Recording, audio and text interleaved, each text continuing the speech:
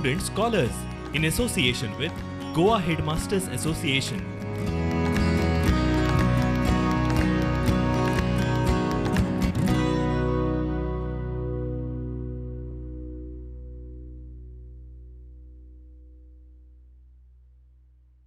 नमस्ते बच्चों, आज हम व्याकरण भाग के जो अन्य प्रश्न हैं उन प्रश्नों को देखने वाले हैं, जैसे कि भाववाचक संज्ञा, विशेषण या समानार्थी शब्द, मुहावरे। तो इन प्रश्नों में हम क्या कर सकते हैं यह आज हम लोग देखेंगे। तो बच्चों, आज सबसे पहले हम लोग लेंगे भाववाचक संज्ञा। भाववाचक संज्ञा यह जो है संज्ञा का एक भेद है। आप लोगों ने संज्ञा पढ़ी है और संज्ञाओं के अलग अलग भेद भी पढ़े हैं, प्रकार पढ़े हैं संज्ञाओं के। तो संज्ञाओं का एक प्रकार होता है भाववाचक संज्ञा। अब इसमें भाववाचक संज्ञा का मतलब क्या है, देखिए, जिन संज्ञा शब्दों से किसी भी व्यक्ति अथवा वस्तु के गुण या कोई भी दोष, शील या स्वभाव या अवस्था या कोई भी भाव या वो करने वाला कोई भी कार्य अगर प्रकट होता है तो वो जो है भाववाचक संज्ञा कहलाती है। तो ये सारी चीज़ें जिसमें आती हैं उसको भाववाचक संज्ञा कहा जाता है। अब कुछ भाववाचक संज्ञाएं मूल होती है और कुछ भाववाचक संज्ञाएं जो है यौगिक होती है। यौगिक का मतलब किसी अन्य शब्द के योग से बनाई जाती है। तो भाववाचक संज्ञाएं यानी कौन सी संज्ञाएं हैं, यहाँ पर कुछ उदाहरण के तौर पर दिया हुआ है। देखिए, लंबाई, चौड़ाई, सुंदरता, बचपन, बुढ़ापा, मित्रता, सहायता, इस किस्म की भाववाचक संज्ञाएं हम लोग बोलते वक्त इस्तेमाल करते हैं। हमारे प्रश्न का तकाजा क्या है, हमारा प्रश्न क्या चाहता है, तो हम लोगों को कोई भी किसी भी एक प्रकार के शब्द दिए जाएंगे। वो क्रिया हो सकती है, वो अव्यय हो सकता है, वो जो है विशेषण हो सकता है या फिर वो सर्वनाम हो सकता है। किसी भी प्रकार के जो है शब्द आपको दिए जाएंगे और उन शब्दों से भाववाचक संज्ञाएं बनाइए, इस किस्म का प्रश्न आपको आता है परीक्षा में। तो ये भाववाचक संज्ञाएं कैसे बनाई जाती है वो आज मैं आप लोगों को बताने वाली हूँ। बच्चों, हिंदी में जो कुछ भाववाचक संज्ञाएं होती है मूल होती है, कुछ यौगिक होती है। तो ये जो यौगिक संज्ञाएं होती है वो कैसे कैसे बनती है वो देखेंगे।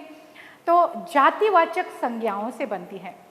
जातिवाचक संज्ञा भी एक संज्ञा का प्रकार है जिनके माध्यम से भाववाचक संज्ञाएं बनाई जा सकती है। सर्वनामों से बनती है, विशेषणों से बनती है, क्रियापदों से बनती है तथा अवयवों से ये यौगिक भाववाचक संज्ञाएं बनाई जाती हैं।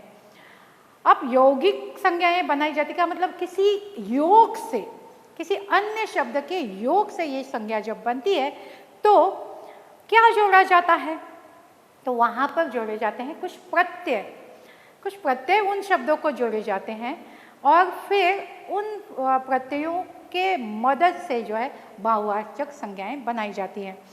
तो कौन से हैं प्रत्यय, देखिए, ये प्रत्यय बच्चों याद रखने की ज़रूरत है क्योंकि कौन से अगर बहुत सारे प्रत्यय नहीं है, एक करीबन 10 एक प्रत्यय है जो आप अगर ये अच्छी तरह से याद रखेंगे तो कौन सा प्रत्यय उस शब्द के पीछे लगाए जाने के बाद भाववाचक संज्ञा बन सकती है, यह आपके दिमाग में रह जाएगा या यह अच्छी तरह से आप याद कर सकते हैं। तो प्रत्यय है, देखिए, आई, ई, ईयत, आव, आवा, ता, त्व, पा, पन, वट और हट। ये प्रत्यय सुनने में अजीबोगरीब लगते हैं कि क्या कैसे शब्द हैं, इनका कोई अर्थ नहीं है बच्चों। लेकिन ये जब आपके जातिवाचक संज्ञा से, सर्वनाम से, अवयवों से, क्रियापदों से, विशेषणों से जुड़ जाते हैं तो भाववाचक संज्ञा बनती है। कैसे वो हम लोग अभी देखेंगे। देखिए, लिखना लिखाई, पढ़ना पढ़ाई, कमाना कमाई, पीटना पिटाई, ये हो गए आपके आई, यानी कि आई, पीटना आई लगने से पिटाई, लिखना आई लगने से लिखाई बन गया। अगला जो प्रत्यय है वो है ईयत, यानी असली असलियत, आदमी आदमियत, खास खासियत, खैर खैरियत, ईयत लगने से ये शब्द बन गए। ई, दीर्घ ई, ये प्रत्यय जब आप जोड़ते हैं तो जवान, जवानी, फिर यानी कि जैसे जवान, जवानी या दुख, दुखी, इस किस्म के शब्द जो है आप ई शब्द से बना सकते हैं। आओ, अगर आओ यह शब्द आप लोगों ने यह प्रत्यय अगर आप लोगों ने जोड़ा तो जैसे बदल, बदलाव, ये शब्द आप जो है यानी आओ लगने से बदलाव, यह शब्द भाववाचक संज्ञा बनती है। अगला जो प्रत्यय है वो है आवा। आवा यह शब्द जो है प्रत्यय जो है, जब हम लोग किसी शब्द को, क्रिया शब्द को या किसी भी चीज़ को हम लोग जब जोड़ते हैं तो कैसे हो जाता है, देखिए, पहनना, पहनावा, दिखाना, दिखावा, बढ़ना, बढ़ावा, फिर बुलाना, बुलावा, ये हो जाता है। उसके बाद जो प्रत्यय है वो है ता। ज़्यादातर ता प्रत्यय के जो शब्द है वो पूछे जाते हैं। ता प्रत्यय जोड़कर बनने वाले शब्द जो है पूछे जाते हैं, जैसे सुंदर, सुंदरता, कुरूप, कुरूपता, कुशल, कुशलता, चतुर, चतुरता, इस किस्म के शब्द जो है ता प्रत्यय जोड़कर बनाए गए भाववाचक संज्ञा शब्द बहुत ज़्यादा है बच्चों। तो ता शब्द प्रत्यय जो है हमेशा याद रखिएगा। ता को जोड़कर त्व, यह प्रत्यय जोड़कर ही आ जाता है, यानी जो ता वाले शब्द कुछ होते हैं उनको त्व भी जोड़ा जा सकता है। जैसे कि यहाँ पर मैंने दिया है देव, देवत्व, लेकिन देव, देवता भी हो सकता है। देवता, देवत्व, जैसे देव, देवता, देवत्व, माँ, माता, मातृत्व, पिता, पितृत्व। तो इस किस्म से जो है आप त्व जोड़कर जो है आप भाववाचक संज्ञाएं बना सकते हैं। फिर जो अव्यय है, ये प्रत्यय है, वो है पा। पा के ज़्यादा शब्द नहीं है बच्चों, केवल 2 या 3 ही शब्द होते हैं, तो वो याद रखने में आसान है। जैसे बूढ़ा, बूढ़ापा, मोटा, मोटापा, इस किस्म के शब्द है जो आपको याद रखने हैं। तो जो है पा प्रत्यय बहुत कम इस्तेमाल किया जाता है। उसके बाद जो प्रत्यय आता है वो है पन। पन में आप लोगों के सामने बहुत सारे शब्द आते हैं, जैसे कि जैसे बच्चा, बचपन, बाल, बालपन, अपना, अपनापन, पतला, पतलापन, इस किस्म के शब्द आप जो बना सकते हैं पन प्रत्यय लगाकर। फिर वट, वट प्रत्यय आता है। वट प्रत्यय जब आप लोग जोड़ेंगे तो आपको जैसे कुछ शब्द मिलेंगे, जैसे सजाना, सजावट, गिरना, गिरावट, मिलाना, मिलावट, थकना, थकावट, इस किस्म के भाववाचक शब्द बनते हैं वट प्रत्यय जोड़ने से। फिर आता है हट प्रत्यय। हट, यह प्रत्यय बहुत ज़्यादा शब्दों को नहीं लगाया जाता, बहुत कम शब्द है जो हट प्रत्यय लगाकर बनते हैं, जैसे घबराना, घबराहट, या फिर टकराना, टकराहट, मुस्कुराना, मुस्कुराहट, जगमगाना, जगमगाहट, खिलखिलाना, खिलखिलाहट, इस किस्म के आपकी पुस्तक में भी बहुत सारे ऐसे शब्द आए हुए हैं जो आप पढ़ेंगे तो आपको झट से पता चलेगा कि ये भाववाचक संज्ञा है जिसके पीछे हट लगा हुआ है। तो ये कुछ शब्द है बच्चों जो प्रत्यय लगा कर, प्रत्यय जोड़कर यौगिक भाववाचक संज्ञाएं बनाई गई है। तो आपको जो याद रखना है वो प्रत्यय है, कौन से प्रत्यय जोड़कर भाववाचक संज्ञाएं बनाई जाती है, ये अगर आप लोगों ने अच्छी तरह से याद रखा तो मेरे ख्याल से भाववाचक संज्ञाएं आपको कठिन नहीं होगी। और एक जो महत्वपूर्ण बात ये है कि क्या हो जाता है कि कुछ शब्द, कुछ क्रिया शब्द है वो मूल हो जाते हैं, जैसे डरना, हारना, बोलना, सीखना, इस किस्म के जो क्रिया शब्द है वो मूल बन जाते हैं। जैसे कि चलना, चाल, डरना, डर, ये मूल जो भाववाचक संज्ञाएं हैं वो मूल भाववाचक संज्ञाएं इस प्रकार से बनाई जाती है। तो अगर आपको इसके बोलना, इस प्रकार से अगर आपको कोई प्रश्न आ जाए, बोलना का भाववाचक क्रिया क्या है, ये भाववाचक संज्ञा क्या है, तो बोलना का आप लिखेंगे बोल, डरना का आप लिखेंगे डर, चलना का आप लिखेंगे चल, या चाल लिखेंगे, सीखना का लिखेंगे सीख। तो इस किस्म से मूल क्रिया शब्द जो है यहाँ पर भाववाचक संज्ञा के रूप में इस्तेमाल किए जाते हैं। तो बच्चों, आप लोगों को जो याद रखना है वो ये कि आप कौन से प्रत्यय जोड़कर भाववाचक संज्ञाएं बना रहे हैं। तो मूलतः जो है ता, पन, पा, वट, हट, ई, आई, ये इस किस्म के जो है प्रत्यय है, ये प्रत्यय आप कंठस्थ कीजिए, मुखोद्गत कीजिए, ताकि जब भी भाववाचक संज्ञा आपके दिमाग में आए, जब भी भाववाचक संज्ञा आप पढ़े, जब भी भाववाचक संज्ञा आप लिखने के लिए जाए, ये प्रत्यय जोड़कर आपको शब्द बनाने हैं, ये आपके याद आए। तो ये हो गया भाववाचक संज्ञा का प्रश्न बच्चों। अगला जो प्रश्न आता है वो है विशेषण। और साधारणतः विशेषण जो है वो भाववाचक संज्ञा जैसे ही रहता है, वैसे ही आपको प्रत्यय जोड़कर यानी शब्द दिए जाते हैं, विशेषण रूप बनाना होता है आपको। तो बच्चों, विशेषण बहुत सारे हैं, करीबन 250 के ऊपर विशेषण है, और इतने सारे विशेषण याद रखना तो बहुत मुश्किल है, कंठस्थ करना तो उससे भी ज़्यादा मुश्किलात है। तो यहाँ पर अगर जैसे कि भाववाचक संज्ञा में आप लोगों ने प्रत्यय याद रखे, अगर आप लोगों ने यहाँ भी कुछ प्रत्यय याद रखे जाए तो आपको विशेषण आसान लगेगा, आपको विशेषण लिखने में कोई दिक्कत नहीं आएगी। तो विशेषण के कौन से प्रत्यय होते हैं वो हम लोग देखेंगे। सबसे पहले विशेषण क्या होता है वह देखेंगे। देखिए, जो शब्द संज्ञा या सर्वनाम की विशेषता बताते हैं उन्हें विशेषण कहते हैं। तो कुछ विशेषण मूल होते हैं और कुछ विशेषण जो होते हैं वो यौगिक विशेषण होते हैं। और जैसे कि संज्ञा, सर्वनाम, क्रिया या अव्ययों से बनाए जाते हैं विशेषण, तो उनको प्रत्यय जोड़कर जो है ये विशेषण बनाए जाते हैं। तो कौन से प्रत्यय जोड़े जाते हैं विशेषण बनाने के लिए?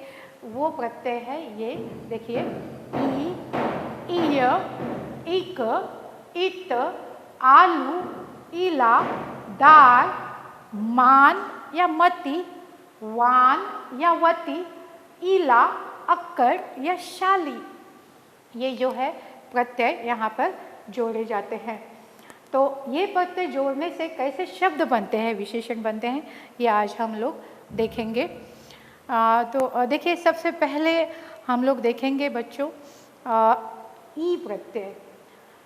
तो ई प्रत्यय में हम लोगों ने हम लोग जो देखेंगे वो शब्द ये है कि देश, देशी।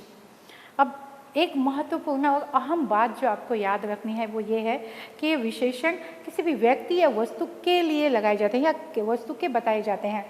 तो विशेषण यानी विशेष जानकारी, विशेषता। तो एक मनुष्य को आप अगर वो शब्द लगाकर देखेंगे तो उस मनुष्य की विशेषता उसके माध्यम से हम लोगों को पता चलती है। अगर आपको दुख ऐसा शब्द दिया है और आपको उसका विशेषण बनाना है तो आप दुख, ये मनुष्य को जोड़कर देखेंगे तो क्या बन जाएगा? तो दुखी आदमी, क्योंकि आदमी को वो विशेषता लगाई हुई है, दुखी आदमी। इस किस्म से किसी भी व्यक्ति, किसी भी वस्तु को जोड़कर देखिए विशेषण, तो आपको विशेषण बनाना आसान हो जाएगा। तो देश, देशी, कोई भी चीज़ देशी होती है ना, देश, देशी, सुख, सुखी, चीन, चीनी, इस किस्म से जो है ई प्रत्यय जोड़कर हम लोग विशेषण बना सकते हैं। दूसरा जो है महत्वपूर्ण प्रत्यय है वो इक प्रत्यय है बच्चों। और इक प्रत्यय जो है वो ज़्यादातर इस्तेमाल किया जाता है। तो इक प्रत्यय, जब भी आप इक प्रत्यय जोड़ते हैं तो बहुत बार जो है शब्द परिवर्तित हो जाता है। तो अगर आप मुख ऐसा शब्द है, मुँह, अगर मुँह की मात्रा है, मुँह वहाँ पर शब्द में आया हुआ है तो उसके पीछे इक जुड़ जाता है तो मुँह का मौ बन जाता है, मौखिक। फिर इतिहास, ऐसा अगर आपको शब्द आया हुआ है और इतिहास का आपको विशेषण बनाना है और आपको वहाँ पर इक प्रत्यय जोड़ना है, तो इतिहास को अगर आपने इक प्रत्यय जोड़ दिया तो इतिहास का बन जाएगा ऐतिहासिक। तो ऐतिहासिक। फिर वेद, वैदिक, वैदिक, वेद, वैदिक, धर्म धार्मिक, पक्ष पाक्षिक, दिन दैनिक, इस किस्म से, यानी कि ई की मात्रा है तो दय हो जाता है, अय हो जाता है, उ की मात्रा है तो औ हो जाता है, ये याद रखना है। भूगोल भौगोलिक, तो इस किस्म से जो है यहाँ पर इक प्रत्यय जोड़ने से शब्द में बदलाव आता है, शब्द में परिवर्तन आता है। अगला जो प्रत्यय है वो है ईय, ईय प्रत्यय है बच्चों। और ईय में हम लोग राष्ट्र राष्ट्रीय, मानव मानवीय, नाटक नाटकीय, भारत भारतीय, यहाँ पर ईय दीर्घ ई है तो याद रखना है ईय प्रत्यय जोड़ेंगे तो ये दीर्घ है, तो भारतीय, राष्ट्रीय, मानवीय, इस किस्म से यहाँ पर शब्द बनेंगे, विशेषण शब्द बनेंगे। अगला जो प्रत्यय है वो है इत प्रत्यय। इत प्रत्यय यानी शिक्षा शिक्षित, इच्छा इच्छित। फिर इस किस्म से आपका जो है ये बनता जाएगा, जैसे विकास विकसित, आधार आधारित। तो ये जो है इत प्रत्यय ह्रस्व है तो आपका री आधारित ह्रस्व ई आएगा। तो याद रखना है प्रत्यय ह्रस्व है या दीर्घ है, जब वो जोड़ा जाएगा तो उस प्रकार से शब्द बनेंगे। उसके बाद जो प्रत्यय है वो है दार। दार प्रत्यय आप लोग बहुत बार इस्तेमाल करते हैं, जैसे दुकानदार, मकानदार, इस पर ईमानदार, वजनदार, चमकदार, रिश्तेदार। तो इस प्रकार से दार जोड़कर हम लोग विशेषण बनाते हैं। तो दार प्रत्यय बहुत आसान है और दार प्रत्यय आप जोड़कर कोई भी शब्द बना सकते हैं। अगला जो प्रत्यय है वो है आलू। आलू के भी ज़्यादा विशेषण रूप नहीं है, विशेषण शब्द नहीं है, बहुत कम है, जैसे श्रद्धा श्रद्धालु, चाल चालू, कृपा कृपालु, झगड़ा झगड़ालू। इस किस्म से बहुत कम शब्द है बच्चों जो आप आलू से बना सकते हैं। उसके बाद जो हम लोगों ने प्रत्यय देखा वो था मान और मति। मान और मति यानी कि मान पुल्लिंगी है, मति स्त्रीलिंगी है। तो दोनों एक साथ इसलिए दिया है क्योंकि अगर आप लोगों ने श्री अगर आपको आया है शब्द, श्री आया है तो श्रीमान लिखा तो भी सही है, श्रीमती लिखा तो भी सही है। तो इस प्रकार से मान मति दोनों आप लिख सकते हैं, जैसे बुद्धि बुद्धिमान, बुद्धिमती। इस प्रकार से मान और मति आप लोग इस्तेमाल कर सकते हैं। अगला जो प्रत्यय है वो वानवती। इस किस्म के नाम हमारे पास बहुत होते हैं तो ये विशेषण होते हैं, यह याद रखना है बच्चों। जैसे वान और वती वैसे है, अगर आपने वान लिखा तो भी चलता है, वती लिखा तो भी चलता है। अगर आपको शब्द दिया है सत्य, सत्य दिया है तो आपको क्या लिखना है, सत्यवान या सत्यवती, ठीक है। फिर आपको अगर दिया है रूप, रूपवान रूपवती, चरित्र चरित्रवान चरित्रवती, सौंदर्य सौंदर्यवान सौंदर्यवती। इस प्रकार से वान और वती आप कोई भी शब्द लिख सकते हैं और आपको आसान पड़े, आपको लिखने में आसानी हो, इसलिए मैंने एक बात बताई। तो अगर सौंदर्य है, सौंदर्यवान सौंदर्यवती, आप दोनों में से कोई एक शब्द वहाँ पर लिख सकते हैं। आपको दोनों शब्द लिखने हैं तो दोनों लिख सकते हैं, लेकिन दोनों में से एक लिखना बहुत महत्वपूर्ण है। उसके बाद जो ये है प्रत्यय है वो है ईला। ईला ये देखिए, जहर जहरीला, रंग रंगीला, नशा नशीला। इस प्रकार से हम लोग ईला प्रत्यय इस्तेमाल करते हैं। ऐला ऐसा एक ही शब्द ऐला से बनता है, विष विषैला। तो ये भी याद रखना है आपको बच्चों। फिर आता है मंद यह प्रत्यय। मंद यह प्रत्यय बनने जोड़ने से बहुत कम उसमें आपको विशेषण रूप मिलेंगे, जैसे फायदा फायदेमंद। फिर जैसे बहुत कम शब्द है मंद जोड़कर, जो अकल अकलमंद, फायदा फायदेमंद। इस किस्म से आप जो है मंद के शब्द बना सकते हैं, विशेषण रूप बना सकते हैं। और फिर अंतिम हमारा जो प्रत्यय है वो है शाली। तो भाग्य भाग्यशाली, आप दुर्भाग्य, दुर्भाग्यशाली, इस किस्म से आप शाली का इस्तेमाल भी कर सकते हैं। तो बच्चों विशेषण में भी कुछ इस प्रकार से ये है जो प्रत्यय हैं जो आपको कंठस्थ करने हैं, याद रखने हैं, और उन प्रत्ययों के अनुसार अगर आपने रूप बनाए, विशेषण रूप बनाए, तो फिर आपको जो है बहुत आसानी से आप उन प्रश्नों के उत्तर दे सकते हैं। तो बच्चों यहाँ पर मैं आप लोगों को अगला प्रश्न जो है अनेकार्थी शब्द के बारे में बताऊंगी। अनेकार्थी शब्द बहुत सारे हैं, मैं यहाँ पर आपको वो प्रस्तुत तो नहीं कर पा रही हूँ, लेकिन आप लोगों को पता है कि अनेकार्थी शब्द वो होते हैं कि एक ही शब्द के अनेक अर्थ होते हैं। यानी एक शब्द होता है, उसके अलग अलग किस्म के अर्थ होते हैं, और वो अर्थ जब आप वाक्य में प्रस्तुत करेंगे तो ही प्रकट होते हैं। तो इस किस्म के कौन से ये होते हैं शब्द होते हैं? तो आपको प्रश्न में कोई भी, जैसे हार, यह शब्द आपको अगर आया, प्रश्न आता है कि निम्नलिखित अनेकार्थी शब्दों के भिन्न भिन्न अर्थ प्रकट करने वाले वाक्य रचना कीजिए, प्रकट करने वाली। तो अगर आपको दिया है शब्द हार, तो हार के दो अर्थ होते हैं।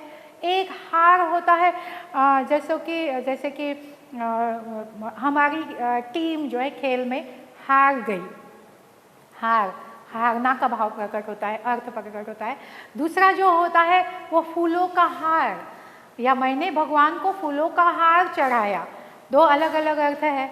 इस किस्म से ढेर सारे शब्द हमारी भाषा में हैं जो आपके पाठ्य पुस्तक में आए हैं। बच्चों आपके पाठों में, आपकी कविता में जो अलग अलग किस्म के अनेकार्थी शब्द आए हुए हैं, उन शब्दों को ढूंढ कर अगर आप उनके वाक्य बनाएंगे बच्चों, तो आपका जो है पुनरावर्तन भी हो जाएगा अनेकार्थी शब्दों का, और आप अच्छी तरह से वहाँ पर लिख भी सकेंगे। आपको सूचना जो है, आपको मैं जो बताना चाहती हूँ वो ये बात है कि जब भी आप वाक्य बनाएं, आप वो छोटे से वाक्य बनाइए, ताकि उसमें ज़्यादा बड़े शब्द न हो जो वर्तनी गलतियाँ कर सकते हैं। तो आप वाक्य बनाएंगे वो शुद्ध वाक्य बनाएंगे, वो उच्चारण के रूप से, वो आपने जो लिखा है उसमें सारी जो वर्तनी के शुद्धता है कि नहीं वो देख कर अच्छी तरह से वाक्य बनाइए, क्योंकि एक वाक्य को एक अंक होता है बच्चों। तो इसे जान शब्द है, तो जान का कैसे, मैं जान गया और किसी की जान चली गई, समझ में है ना। जैसे मैं तुम्हारे सारे राज जान गया, इस किस्म का वाक्य हो सकता है। और दूसरा वाक्य क्या होगा कि दुर्घटना में उस व्यक्ति की जान चली गई, इस किस्म का वाक्य हो सकता है। तो ऐसे बहुत सारे शब्द है, जैसे खून, ऐसा एक शब्द है। तो खून, जैसे खून ऐसे शब्द आने पर हम लोगों को एक ही बात याद आती है कि उंगली में से खून निकल आया। तो आप वो वाक्य लिख सकते हैं कि मेरी उंगली में से खून निकल आया, या इतना सारा खून देखकर मैं घबरा गया, इस किस्म का एक वाक्य बनेगा। या हमारे गांव में एक खून हो गया, या एक व्यक्ति का खून हो गया है। ये खून यानी कि मर्डर के रूप में ये खून, आप जो है उसका अर्थ वैसे लेकर आप वाक्य बना सकते हैं। आपके पुस्तक में एक शब्द है जो बार बार पूछा जाता है, जो कठिन लगता है आप लोगों को बच्चों, वो है संगीन। तो संगीन के अलग अलग अर्थ है। गुप्तधन में संगीन का अर्थ है कठिन, संगीन पत्थर, समझ में है ना। और संगीन का दूसरा जो अर्थ होता है ना बच्चों, वो होता है जैसे पुलिसों के या सैनिकों के हाथ में जो बंदूकें होती है, तो उस बंदूक के सामने एक तीरधारा भाला जैसे या तीरधारा तलवार जैसा शस्त्र होता है, उसको संगीन बोला जाता है। तो एक वाक्य तो आप ऐसे ये करेंगे, लिखेंगे कि मैंने संगीन चट्टान तोड़ डाली या फोड़ डाली, एक वाक्य संगीन यानी कठिन। और दूसरा वाक्य होगा कि सैनिक ने अपनी संगीन दुश्मन के पेट में भोंक दी, इस किस्म का वाक्य आप बना सकते हैं। या फिर आप ऐसे भी वाक्य बना सकते हैं कि संगीन जुर्म के लिए उसको 14 साल की सज़ा हो गई, ये भी वाक्य आपको जो है आप बना सकते हैं। तो इस किस्म से अलग अलग अर्थ होते हैं, बहुत सारे अर्थ होते हैं एक शब्द के। तो उनमें से वाक्य कौन सा आसान बन सकता है, आसानी से कौन सा वाक्य बना सकते हैं आप, यह देखकर आपको अनेकार्थी शब्दों के वाक्य बनाने हैं। और ज़्यादातर पाठ्य पुस्तक के बाहर के तो शब्द आते नहीं हैं, जो पाठ्य पुस्तक में है वही शब्द जो है ज़्यादातर आ जाते हैं। तो आपको महत्वपूर्ण बात यह है कि आप अच्छी तरह से आपका पाठ्य पुस्तक पढ़िए, तो आपको जो है ये सारे शब्द जो है आपको मिल सकते हैं। तो उसके बाद जो प्रश्न आता है वो है समानार्थी शब्द। वो समानार्थी शब्द तो आपको पता है बच्चों की, जो भी आपको शब्द दिए जाते हैं उसका समान अर्थ वाला शब्द आपको वहाँ पर ढालना होता है। तो समानार्थी शब्द जैसे संगीन मैंने अभी बताया, कठिन, या फिर खून अगर है तो रक्त या रुधिर, अगर पुष्प है तो फूल या प्रसून, इस प्रकार से कुछ शब्दों की सूची आप बनाइए। और उन शब्दों को जो है यहाँ पर महत्वपूर्ण बात यह है कि अगर आपको बिल्कुल कोई शब्द का समानार्थी शब्द मिल ही नहीं रहा है, समझ में नहीं आ रहा है, तो आपको क्या करना है, उस शब्द को वाक्य में ढालिए और वाक्य के माध्यम से अब याद करने की कोशिश कीजिए कि क्या या इस जगह पर कोई दूसरा शब्द हम डाल सकते हैं। तो अगर वो शब्द वहाँ पर फिट बैठता है तो आपको याद आएगा कि उस शब्द को कौन सा समान अर्थ का शब्द आप जोड़ सकते हैं। तो कुछ जो है कुछ ऐसे इस प्रकार के अपने ही प्रयोग कीजिए, ताकि आपने जो भी पढ़ा हुआ है, जो भी मुखोद्गत किया हुआ है, कंठस्थ किया हुआ है, वो आपको याद आ सके। और इसमें जो है बच्चों अंतिम प्रश्न जो आपके इस व्याकरण के 16 अंकों के विधा में अंतिम प्रश्न आपको जो रहता है वो है मुहावरों का। और मैं आपको बताती हूँ करीबन पूरे पाठ्य पुस्तक में 50 या 51 ऐसे कुछ मुहावरे दिए हुए हैं। तो उन मुहावरों को अच्छी तरह से अगर आप पढ़ेंगे, क्योंकि मुहावरों का अर्थ भी पीछे दिया हुआ है, तो आपको अर्थ याद रखना है।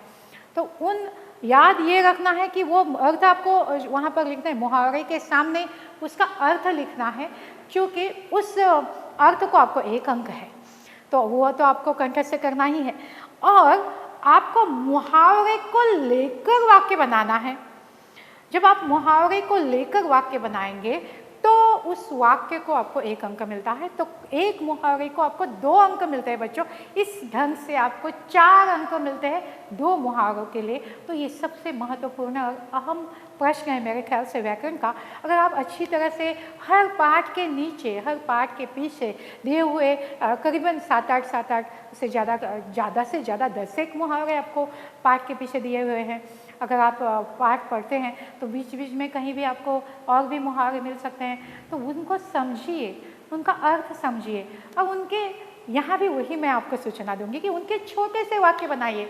बहुत लंबे लंबे 2-2 पंक्तियों के ऐसे वाक्य मत बनाइए, छोटे से वाक्य बनाइए, ताकि उनका एक सही सरल अर्थ आपके सामने आ सके और वो मुहावरा वहाँ पर बैठ सके अच्छी तरह से। इस प्रकार के वाक्य बनाइए। तो जैसे मात देना, ऐसा एक मुहावरा है, मात देना। तो मात देना का मतलब होता है हरा देना, समझ में ना। तो आप जैसे साधारणतः बच्चे जो वाक्य बनाते हैं मात देना का, वो इस प्रकार से, भारत ने पाकिस्तान के गेम को मात दे दी, इस किस्म का वाक्य आप बना देते हैं। तो मात देना इस किस्म से जो है आपके वाक्य में आना चाहिए। दूसरा, अगर कोई भी ऐसे मुहावरे हैं कि दांतों तले उंगली दबाना। अब दांतों तले उंगली दबाना का अर्थ, आप शब्दशः मत जाइए, दांतों तले उंगली दबाना का अर्थ होता है आश्चर्यचकित होना। तो एक लड़की को रस्सी पर चलते हुए देखकर मैंने दांतों तले उंगली दबाई, आश्चर्यचकित होना। तो वहाँ पर गलती से आपने ऐसा वाक्य बनाया कि एक लड़की को रस्सी पर चलते देख मैं आश्चर्यचकित हो गया, तो ये वाक्य आपका गलत हो जाता है बच्चों।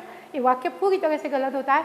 आपको वाक्य में मुहावरा लाना है, मुहावरा इस्तेमाल करना है, तभी आपका ये वाक्य पूरा हो जाता है बच्चों। इस प्रकार से अगर आपने सहायक क्रिया, वाक्य के भेद, फिर अनेकार्थी शब्द, भाववाचक संज्ञाएं, विशेषण, समानार्थी शब्द और मुहावरे, ये सारे प्रश्न अगर अच्छी तरह से आपने अगर लिखे तो आपको 16 में से 16 अंक प्राप्त हो सकते हैं और आसानी से आप जैसे कि मैंने पहले व्याकरण के पहले क्लास में बताया था कि आप आसानी से जो है आउट ऑफ 48 मार्क्स आप 47 मार्क्स ले सकते हैं। तो ये बहुत आसान है, क्योंकि व्याकरण में अगर आप लोगों ने 16 में से 16 अंक लिए, रचना में आप लोगों ने 16 में से 15 अंक लिए, और अगर अपठित गद्यांश में आपने अगर 16 में से 16 अंक ले लिए बच्चों, तो बहुत आसान है जो है